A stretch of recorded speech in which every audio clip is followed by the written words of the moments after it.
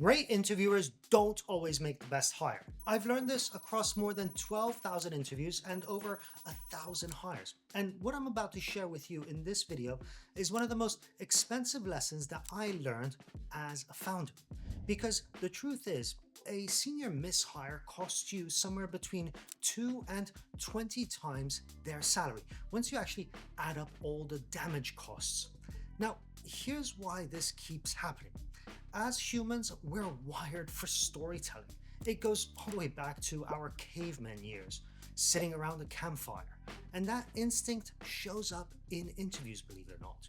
We reward storytelling, not judgment, not competence, but storytelling. The person who actually tells us the cleanest story is usually the one we end up choosing to hire. Rarely is it actually the person who's the most competent for the job.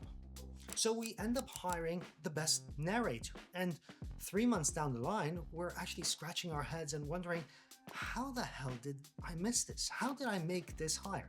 How did we miss that this person can't actually do the job, can't do the work? And if you think you're alone in this, well, you're not. I've made this mistake countless times myself. In fact, a study that tracked over 20,000 new hires found that 46% of them failed within 18 months. And here's the part that should actually stop you cold.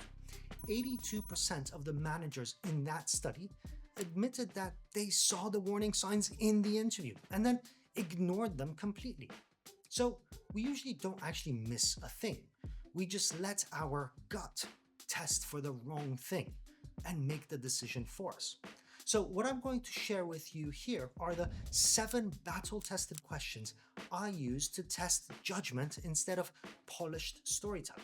For each one, I'll give you the exact signal to listen for and the one follow-up question that actually breaks a rehearsed answer down. Because the first answer we hear is actually rarely the real answer we need to hear. It's actually in the follow-ups where the truth sits. So let's begin with question 1. Tell me about a time you took ownership outside of your job description. This question tests whether they actually own the outcome or just the tasks. So listen for the trade-offs, not just what they did, not the list of tasks or responsibilities they took on, but what was the actual impact that they had. And then the follow-up question to this is this: what did you have to stop doing to make that happen? If the answer here is, oh, I just worked harder and fit it all in, that's actually not a great sign, because making hard choices is part of leadership. It's part of ownership.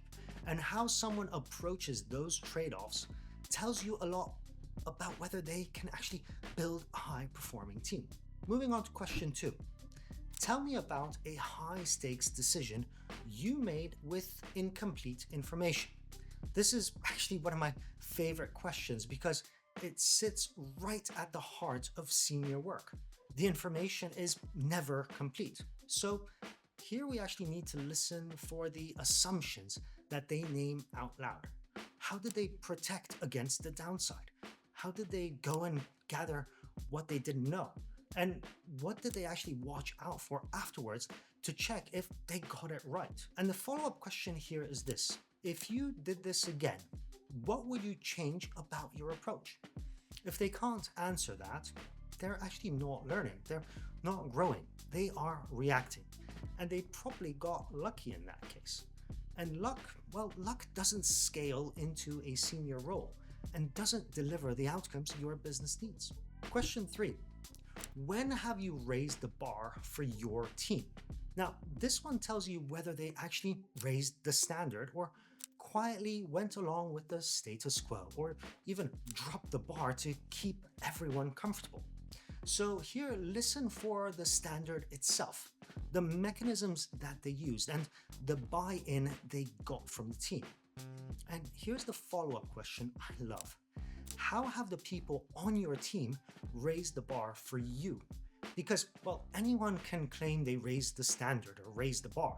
The real signal here is whether they have the self-awareness to see how the people around them push them to become better. The best leaders I know, the best leaders I've ever worked with, they know that their team raises their standards as well, just as much as they raise the standard for the team. Question 4. How do you decide whether to take a calculated risk or play it safe? Now, in this question, we're testing temperament. Not reckless, not frozen, but can they actually size up a bet? So listen for two things here, and they're not actually negotiable. These are a must-have in my book. A defined downside, meaning they know exactly what they stand to lose. And a kill switch, meaning they know at what point and where and when they need to walk away. And the follow-up here is, what would have made you walk away? You see, reckless people only talk about the upside. Frozen people only talk about the risks. If they can't tell you where they'd stop, they weren't actually taking a calculated risk. They were gambling with a very confident face. Question 5. What do you do when you realize a project is failing? Now, this, in my books, is the ego question, because failure is where people either tell you the truth or sell you a story.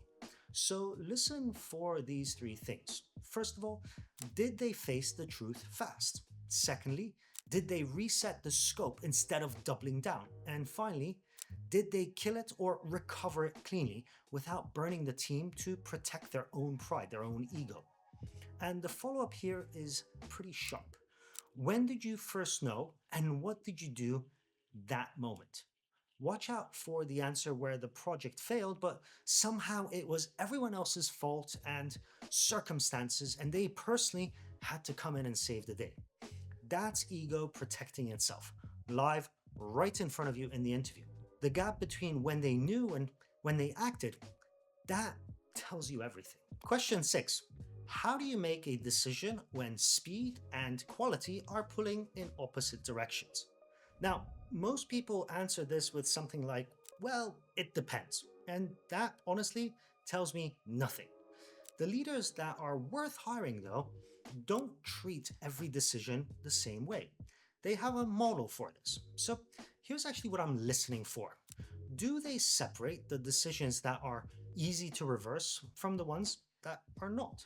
Because, well, the reversible decisions, you can move fast on them, you can make the call, you can learn, you can adjust, but it's the decisions you cannot walk back from. The senior hire, the restructure, the let's bet the company on this move. Those are the decisions that require rigor. The strong leaders know the difference. The weak ones, well, either they're firefighting everything at full speed or they freeze and overthink a decision that never needed that amount of rigor. And the follow-up here is this. Tell me about a decision you got wrong because you moved at the wrong speed. Too fast or too slow, it doesn't really matter because everyone's been burned one way or the other. And the ones who've actually learned can tell you exactly which way they leaned and what they do now to catch themselves before it happens again. And finally, question 7. How do you spot whether someone's going to be a high performer on your team?